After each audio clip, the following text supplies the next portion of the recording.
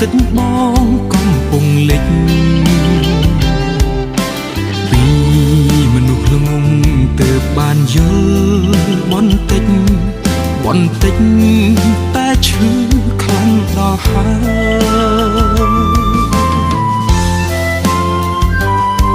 បើខ្ញុំយំមានអ្នកណាជូតទឹកភ្នែកបើស្អែកបាត់ខ្ញុំទៅមានអ្នកណាស្ដាយនៅពេលនេះអស់កម្លាំងហន់ទាំងចិត្តហត់ទាំងកាយលីហើយសូបិនងងឹតសោបើខ្ញុំយំគឺខ្ញុំអ្នកជូតទឹកភ្នែក